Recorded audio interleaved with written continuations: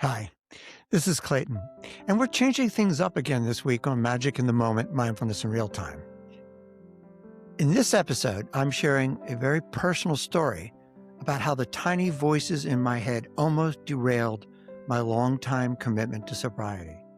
Now, the message here isn't uniquely about drinking or addiction, but about the importance of identifying which voices you listen to in critical times. The insidious whispers of the ego, or the value-based songs from your heart.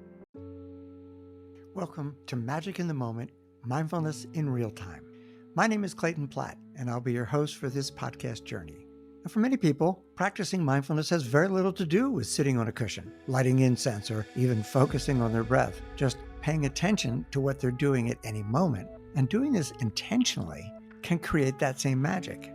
Our time together is intended to share how mindfulness plays out in everyday life for our guests.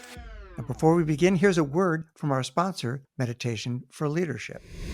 We all feel it, the pressure to keep up, to perform, to push through.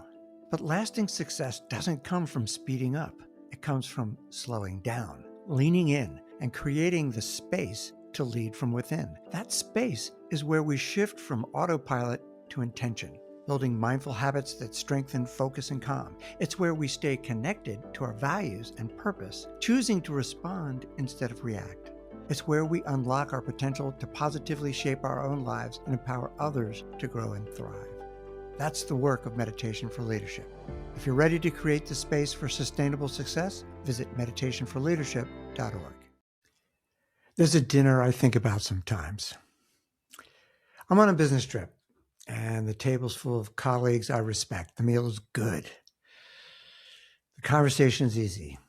The wine is flowing the way it does in those settings, naturally, socially, without ceremony or consequences for anyone at the table, except in a different way for me.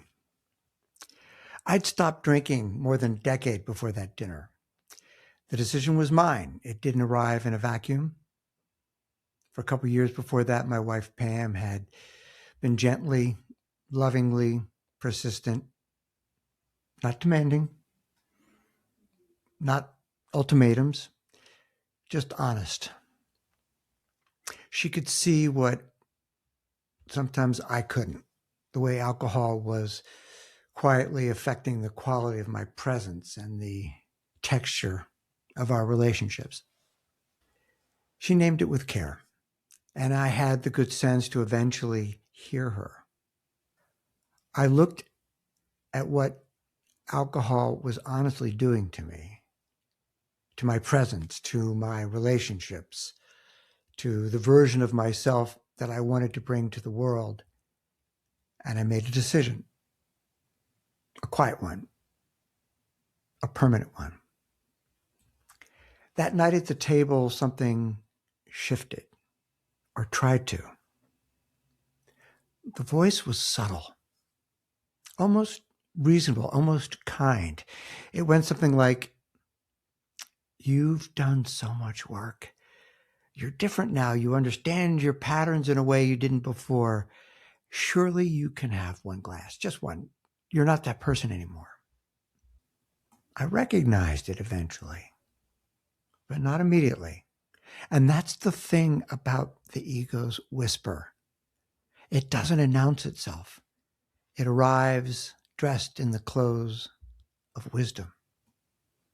Viktor Frankl, writing from his years in the Nazi concentration camps, described the one freedom that could never be taken from him, the freedom to choose his response to whatever happened. Between stimulus and response, he wrote, there's a space.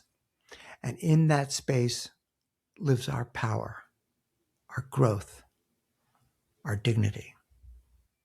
25 years of meditation practice has taught me that this space is real.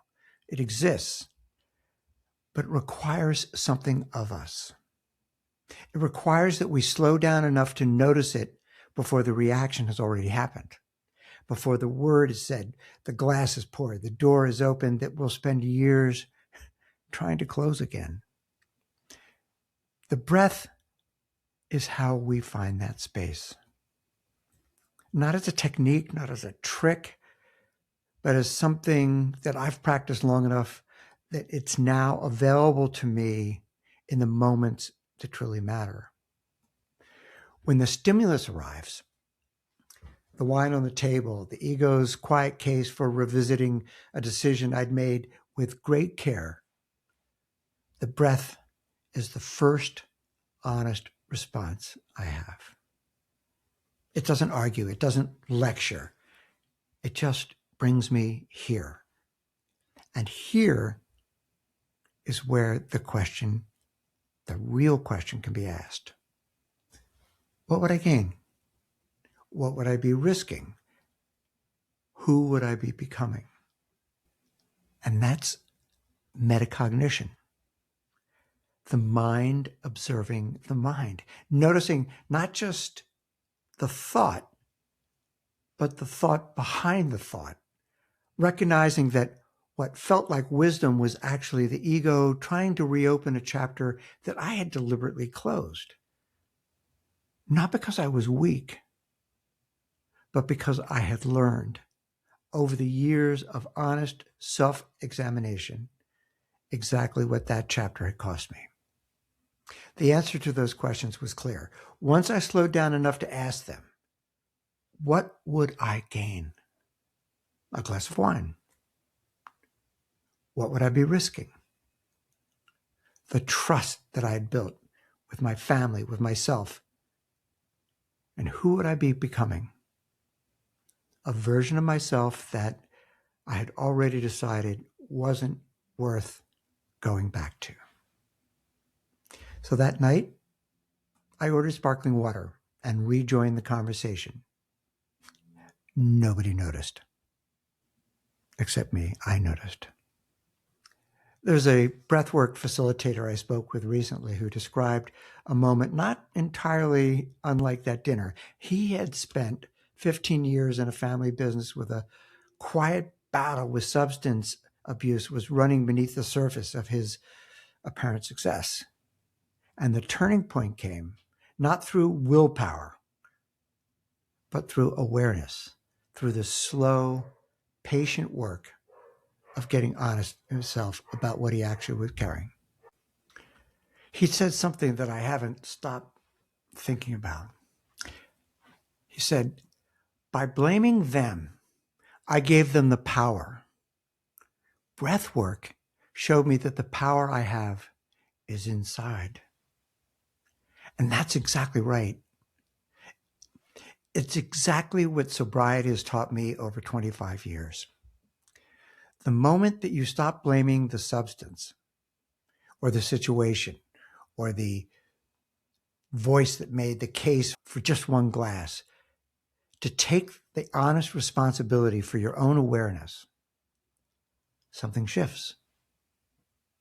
Not all at once, gradually, the way presence builds over time. He also talked about gratitude as the antidote to fear, how anxiety and fear can coexist with genuine thankfulness in the present moment. And I know that to be true. On the nights when the ego's whisper was loudest, gratitude was the quietest and also the most reliable counter. Not gratitude as performance or affirmation, gratitude as honest attention to what I actually had. So a year or two after that business dinner, my child made a decision of his own. He looked at his life, his relationship with the woman who would become his wife, his friendships, the person he was building himself into, and he decided that his relationship with alcohol wasn't serving any of it. When his partner named what she was seeing, he recognized the truth of it immediately. He made a version of the same choice that I had made years before, only he made his a little faster than I did. He didn't argue. He didn't negotiate, didn't come back with a compromise. He just decided, faced the social discomfort, being around friends who didn't necessarily understand, the explanations, the moments at tables where everybody else was drinking, and he just held his ground. He also modeled reframing what his mind chatter might say was a weakness. He reframed that into the strength of a positive way forward. I'm not sure that he fully knows what that meant to me.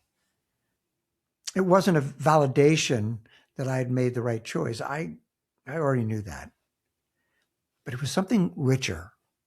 It was the recognition that presence and integrity are things that we can model without ever needing to say a word. That the way we live our lives is a kind of teaching that happens in the background quietly over the years. It also strengthened something in me that I hadn't known needed strengthening. The next time the ego's whisper arrived, and it does arrive even now, a little bit more gently, more occasionally, but it does arrive, I can assure you that. I had something new to bring to that space between the stimulus and the response. Not just my own story, but his. I want to be honest about something that doesn't always make it into mindfulness writing. The space that Viktor Frankl described is not always comfortable to inhabit. Sometimes what you find there is real craving, a genuine pull, a desire that doesn't just disappear because you've noticed it. The breath doesn't eliminate desire. What it does is it gives you a moment to choose what you do with it. And that moment is everything. That moment is where character actually lives. Not in the easy moments, not in the retreats or Sangha, the meditation cushion, but in the ordinary, unremarkable, sometimes very lonely moments when something you want is right in front of you. And the question is simply, who do I want to be right now? 25 years of meditation practice and 25 years of walking the sober path have taught me in different ways the same thing. The present moment is not a problem to be solved or a difficulty to be endured. It's the only place where any of this actually matters. And the breath is how I get there. The breath is how I stay. So if you're navigating something similar, a habit, a pattern, a voice that occasionally whispers that the old version of you was fine and actually maybe even better, more fun, I want to offer you this. The ego is a persuasive narrator, but it's not the only voice available to you. Take a breath. Ask the real questions. Trust what the present moment, honestly attended to, actually tells you. Your better self is not somewhere in the future. It's available right now, one breath away. Be well, my friends. Thanks for being here. Hey, thanks for listening. I want to give a big shout out to John Gehring of Story Trust Media for his expert editing and wonderful production guidance. I also am deeply grateful for the ongoing support I receive from Meditation for Leadership and their sponsorship. So that's all for now. Until next time, this is Clayton Platt saying, watch for those moments of magic when mindfulness shows up in real time in your life.